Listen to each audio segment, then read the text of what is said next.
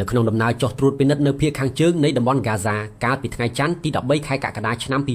2026លោកអ៊ីស្រាអែលខាតរដ្ឋមន្ត្រីការពារជាតិអ៊ីស្រាអែលបានបង្ហាញពីជំហរដ៏តឹងរឹងរបស់ខ្លួនដោយអះអាងថាលោកមានអារម្មណ៍ពេញចិត្តចំពោះការបំផ្លិចបំផ្លាញយ៉ាងដំណំដែលបានកើតឡើងនៅក្នុងតំបន់នេះលោកបានបញ្ជាក់យ៉ាងច្បាស់ថាសកម្មភាពកំទេចហ្គាហ្សាមិនមែនជារឿងចៃដន្យនោះទេប៉ុន្តែវាគឺជាលទ្ធផលនៃគោលនយោបាយដោយចេតនាដើម្បីលុបបំបាត់រាល់ការគំរាមកំហែងយោងតាមសារព័ត៌មាន TRT World លោក Katz បានប្រកាសពីការផ្លាស់ប្តូរយុទ្ធសាស្ត្រយោធាយ៉ាងសំខាន់ដោយលែងប្រើវិធីសាស្ត្រចូលវាយប្រហាររួចដកខ្លួនចេញដោយការពីពេលមុនទៀតហើយលោកបានសង្កត់ធ្ងន់ថាកងទ័ពអ៊ីស្រាអែលនឹងបន្តឈរជើងនៅខាងក្នុងតំបន់ហ្គាហ្សាជាប្រចាំខណៈដែលផ្ទះសម្បែងនានាត្រូវបានកំទេចចោលលើសពីនេះរដ្ឋមន្ត្រីរូបនេះបានលើកឡើងពីផែនការបង្កើតប៉ុស្តិ៍យោធាថ្មីចំនួន3នៅភាគខាងជើងតំបន់ហ្គាហ្សាលើទីតាំងដែលអ៊ីស្រាអែលធ្លាប់បានដកខ្លួនចេញកាលពីឆ្នាំ2005